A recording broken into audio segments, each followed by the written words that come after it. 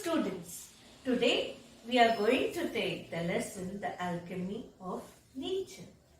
A very inspiring lesson by Raksha Bharadiya, and you will learn so much from this lesson.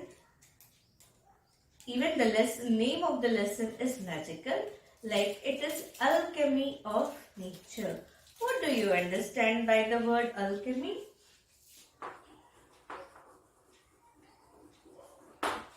Alchemy means, what does alchemy means? Actually, there are so many meanings associated with the word.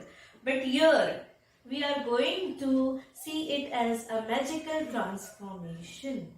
How the nature has a magical effect on us. Okay? A magical process of transformation. A magical process of transformation. So, alchemy of nature. So, what we learn from the nature? How nature has magical effect on us. There are so many things which transform, which change and inspire us in so many ways. In this lesson we are going to see.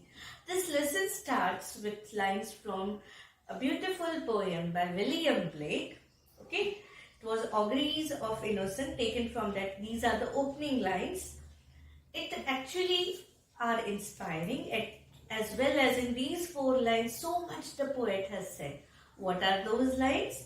To see a world in a grain of sand and a heaven in a wild flower. Hold infinity in the palm of your hand and eternity in an hour. Okay? So the poet here is comparing heaven and the world. If we desire, we can learn a lot about the world in a grain of sand. A grain of sand, you see, God has created world as well as grain of sand. We can see the world, the creation of God in the grain of sand. And heaven in a wild flower. A beautiful flower can bring cheer to us, bring happiness to us, heavenly happiness. How? So, and heaven in a wild flower. You can experience. If you want to experience, you can experience the world in a grain of a sand or heaven in a wild flower. Hold infinity in the palm of your hand. You can just keep in your hands infinity and eternity in an hour. Eternity in an hour means you can live in an hour as if it for eternity. Eternity which will never end, which will always stay. So actually, whenever this poem, you can it's symbolic and you can means you can have your own meaning to understand it. But if it is given before this lesson, we can assume that the meaning is that there is so much to learn from the different aspects of nature, and if you want, you can learn as well as you can understand it itself. You don't need to go anywhere. You don't need to go and see or seek something else. You can just understand it in the palm of in your palm of your hand, and you can live for eternity in the shortest span of life that you have. So should we start this interesting and motivating lesson? Now, the writer has started by commenting that we naturally, instinctively turn towards nature for relaxing. Yes, isn't it? When we are just, when we feel that now it is too much, we can't, the routine, the same schedule, the same work, where we want to, we just want to sit at ease, watching the flowers, the trees, the birds and the sky. So instinctively means naturally. Instinctively means naturally. What do we do? Naturally. What do we do? Naturally we turn towards nature when we want, when we seek calmness in life. Okay? Now, how is nature?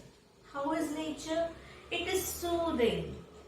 It is soothing. Soothing, it reduces pain. We feel calm, we feel quiet, we feel happy and cheerful. Okay? It motivates. It whispers and it commands. See? Sometimes nature whispers to us, we have it, and sometimes it commands calamities and all. We have to listen to the nature when the storms affect. Yes? So, how in the first paragraph the writer has, why the lesson is alchemy of nature, how nature can transform us. Okay? So, that is what the writer has put forth in the first paragraph, that whenever we feel we are not well, we don't feel good enough, we feel we are in stress, we turn towards nature, naturally. Because nature, Mother Nature we say, na? So what is the tendency of Mother? To nurture you lovingly. In the same way, nature too soothes you, calms you, quietens you. Okay? But what is important?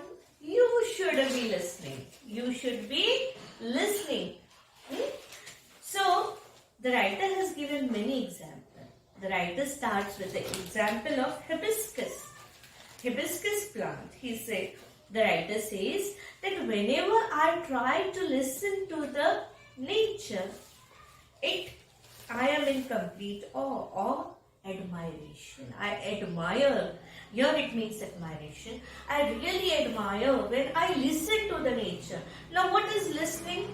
There is difference between listening and hearing. There is difference between listening and hearing. What is the difference?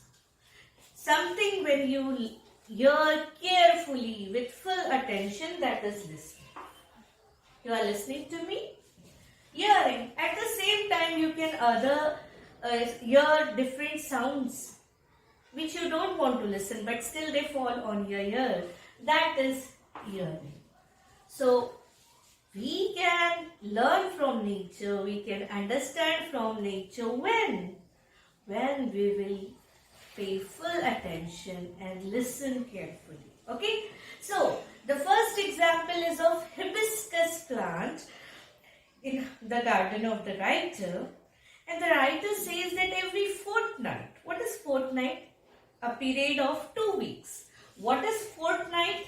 A period of 2 weeks.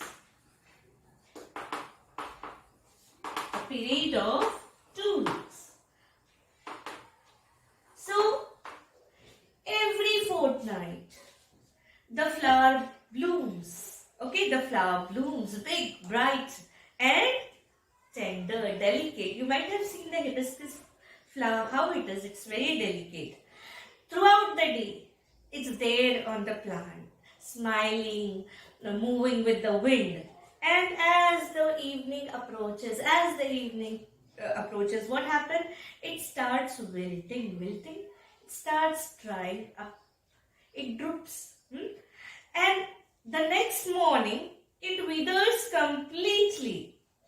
And by evening, you will find it lying on the ground everywhere. Yes? Correct? Now, the flower comes to life only for a 1 day. It blooms, it smiles, it cheerfully moves with the wind, dances with the wind. It gives happiness to people around, and it does in so much splendor, beautifully. And what happens? The next day, you find it on the ground. But whatever short span the hibiscus had, it bloomed, it enjoyed. Yes? So don't we learn that whatever span we are given on earth, we should live in full splendor, like the hibiscus, the delicate one, which stays only for a day. Okay. So as we started, we saw what is the meaning of alchemy of nature. The magical transformation, the nature effect, transforming effect the nature has on us. But what is important? We should listen to it. If we will not listen, will we be able to hear it? No. So the writer first of all has given an example of hibiscus plant from her garden. We will see what other example the writer has drawn our attention to. So are you interested? So do watch the next video in which we will see what are the other things which inspire us in their own way. Thank you.